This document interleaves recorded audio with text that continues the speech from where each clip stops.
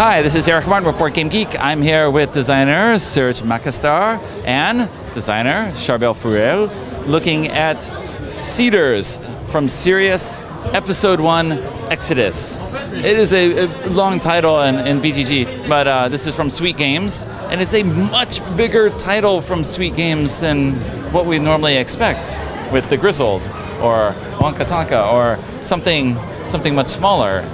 But this is a giant project. Definitely. They talk about. Maybe you can give an overview of the world this is taking place in before we talk about the game. Cedars from Sereis is an history. Then we made games inside, but before it's an history, it's a big history. And we want to make a lot of games in this background to tell a story to gamers. Well, you were talking a little before we went on camera just about the history of this, where you have more than 2,000 years of future history to explore and sort of turn into games. I don't know if you give some overview of a big overview. So let's make a big overview. Yeah. So as Serge said, first it's a big story. We start from we are leaving the planets. Then the humanity will travel through the space.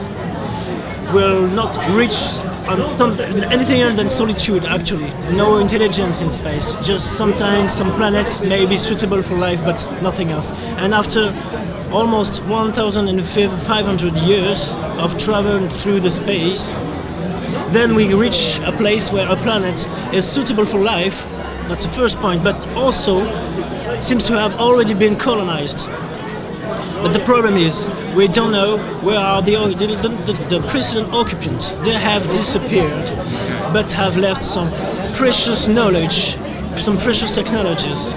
The human will take these technologies for them, will recover this planet, and then discover that this is not only a planet, but an empire that was sleeping there. All right.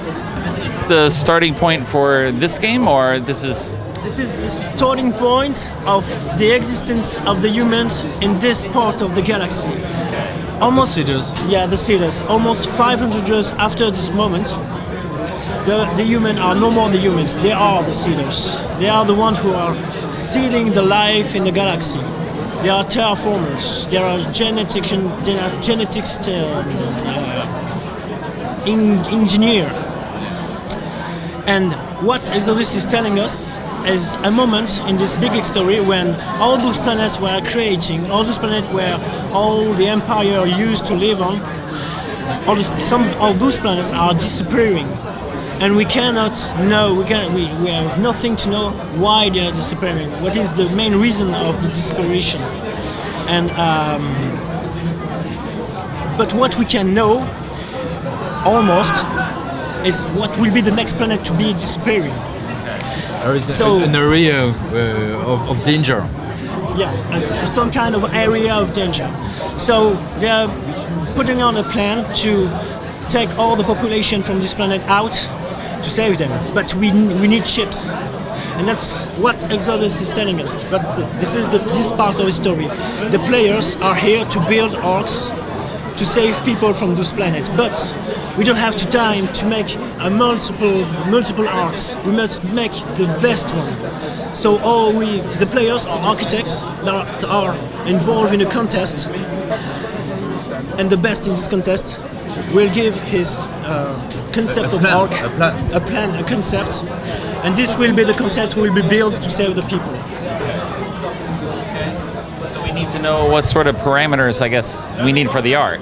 How many people? Where we're going? Is this what's coming up here? That could be scientific parameters, but actually in the game that's not the parameters we're looking at. Yeah.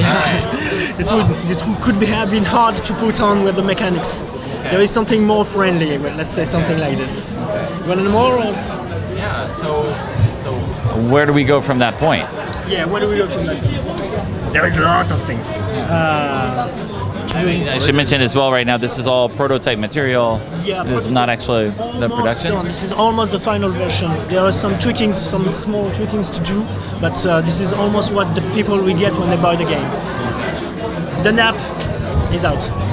There is a carton box, but they will be able to buy them later. So what we do, what we have, we have cards. Mainly, this is about cards. We have, sorry.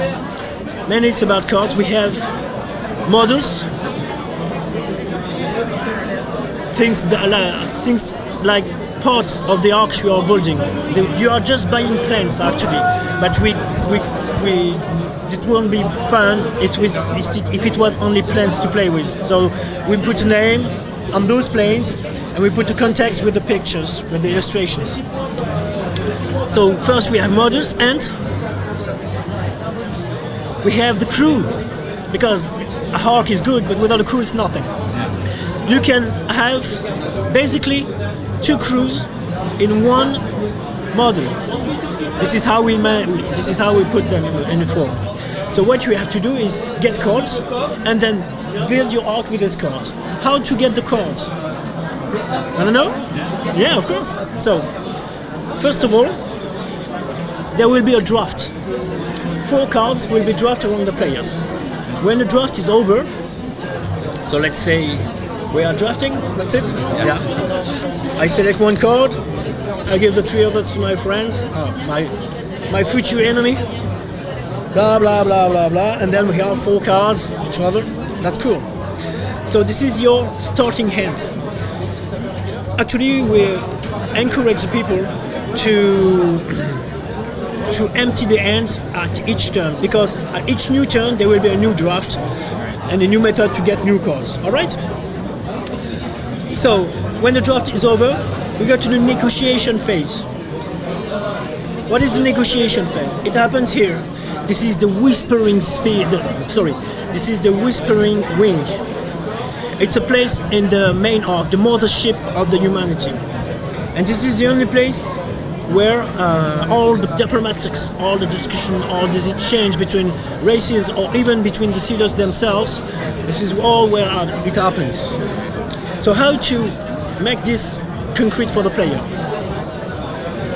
Each player have a personal board. Those are negotiators. This is their power, and this is how we materialize it on the board. Let's say I'm the first player in the negotiation phase. I will put 1 token here and materialize the influence easily by taking this. This is 1 cube from each side. All right, I take 1 cube inside and 1 cube to the other side. Each player will put one after other a negotiator, like Serge will do right now.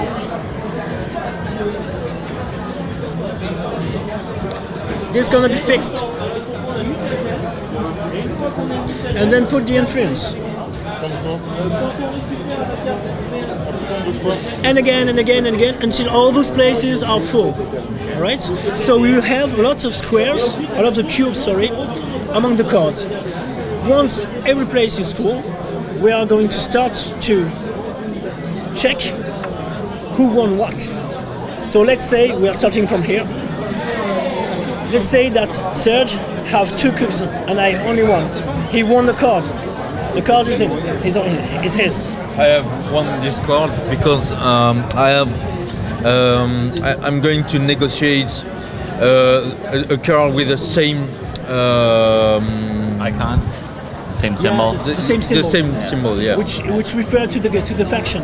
Those are the bio consortium, and this is their logo, their icon. Sorry. So this is a social bonus. 1 cube. 1 cube. If you are aligned to the card, you get 1 cube bonus. So it helps in the negotiations. There is another case. It can be an equality on the card. When there is equality, the card is discarded. That means there is 2 ways to have a strategy in this phase. Either you try to get a maximum of cards, or you try to prevent your enemies to get some cards, knowing that you can do both things at the same time when you're very good. But that's why it's for the equality. When all the table is full of those negotiators, there's something that will happen. As I said, let's say I have only One negotiator here. You see the blue will win. But he get the card. Well done, Serge. Good play. Thank you. I'm the best. Yeah, no, sadly. You have, as a player, have to choose one of the two negotiators. One of the negotiators will go back home, and he won't win experience. No experience for this guy because he's already He's a good. master. He's already a master. That means what? At the end of the resolution, there will be a negotiator who will stay on the board. Those are the ones, let's say, I have 3 negotiators who stay on the board. Okay, this is a simulation, all right? They will win some experience, materialized by a +1 in their influence power. Okay. Which means now, in the next turn, they have 2 on a side and 1 on another side. Maximum of will be 3 on both sides, if you can, if you're good enough. Once it's done, you get your card, and then you can play it. And then it's just a game of knowing between, let's say I've won the sample of cards. And let's just make some more. Yeah, thank you. Thank you. I have, first of all, to make a choice. Because as you see, we don't have any money. But all the things are costing something. Actually, this one costs 1 resource. I have to pay 1 resource to play this card on my arc. Yes. So how to make money? It's on the same card actually, because you have a choice. You can choose to play a card or to discard a card and get the resources. So for instance, if I discard this card, I will get 2 resources. So I'll be able to use these resources to build this card. So it's a choice. You empty as a resume. You fulfill your hand with as much card you can. Then you think, what will be my next target? What will be my next strategy? So my next strategy will be red, so I'll keep the red ones, or red and something like green, or red and blue, I don't know, whatever. You establish your strategy, and then you choose between the card you're gonna play and the card you're gonna discard for the money. Once you build your arc, each player will play all his cards, then the second player will play all his cards. When it's done, we're counting before. Each time you put the card on the board, you win those points. This is how you make the first score. So I put this card in play, I get 2 points. Good. But this is not the only way to get some points. Actually, in the end of the turn, we are going to look on your arc and watch those parts. Those little boxes here. You can have some like this,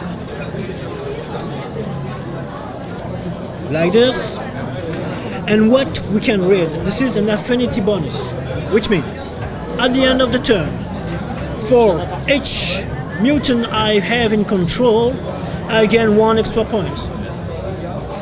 This one says for each green card I control, I get 1 more extra point. You can Stack the bonuses and thank you. yes, You stack the work bonuses, them together. and this is the total of your extra bonus point. That was for the affinity, but you have also a majority rule, who says, for instance, if at the end of the turn, this is the red one, sorry. If at the end of the turn, I'm the player who control the more of the original card, which are the yellow actually, I will get 6 points. Without basics, affinity bonus. And we have 2 more bonuses.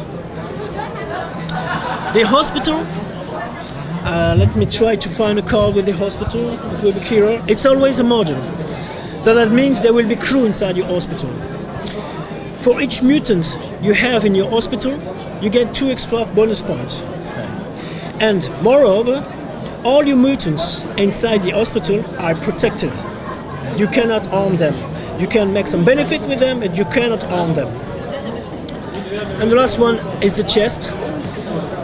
So this is a hospital, you see, it's a model. And you can plug mutants or crew inside.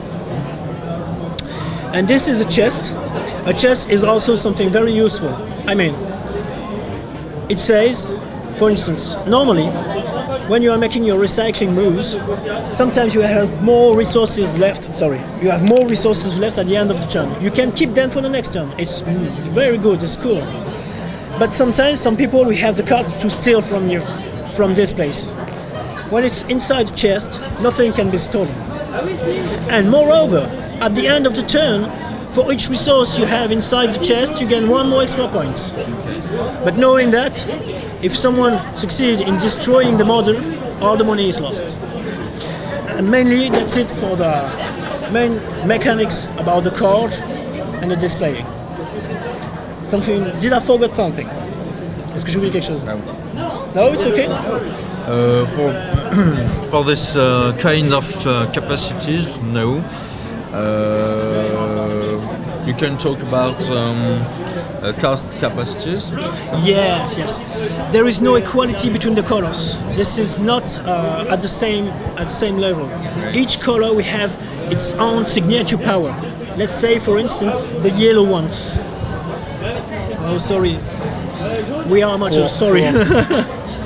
Four factions have specific capacities, which are called cast capacities, Faction faction abilities. Yeah. And they give a color to your strategy in the game. So we are talking about the yellow ones, you see. For instance, this part of the card is unique to the yellow ones. We call it the prison guard. You can put in prison. Yes, this is the token we use to materialize the power, since when you use it, you cannot use it anymore. So you use the power, you have to use one resource, and then you discard all of them. And then you can choose 2 things. Whether you put a crew inside your prison, this is my prison, the crew is neutralized, or I can take a crew from my prison to my hand so I can play it, which means you can store cards to the other players. This is one of the faction abilities. In 2 times you can. Yeah, in 2 times. You have to have 2 tokens to and 2 make this resources. move. And 2 resources as well. You have the mutants. You want to say something, maybe? I mean, just overviews of yes. what they're doing. So you have other powers, like for each colors, will be very specific to the colors, will help you to mess with the other players. Basically, it's messing with the other player. There is a lot of interaction between the players, but there is no cooperation. And if there is a cooperation, it's always for a very short time. This is mainly the plot about Exodus, cards, bad tricks, friends, for a time. Lot of fun and a lot of mechanics, a lot of things, because all those cards have powers. You can combine them like in some kind of magic, like Magic the Gathering, some kinds of. I'm just not telling we are making the same thing. So there is a lot of level of reflection, of thinking. You think about the cards, you think about the colors, you think about how to get the cards, you think about how to manage your cards and how to not lose the powers you have going on the next previous turn, etc., etc., etc. There is always something to think about, and you have always to keep an eye on your opponents. And interactions are constant. Constant. Yeah, between players. You're always putting some token in a place which is focused by another player. Yes. You say, no, why are you doing that? I wanted this card. Leave this place alone. It's always the same. The people are shouting, laughing. This is we have a very cool context every time we make a game with new people.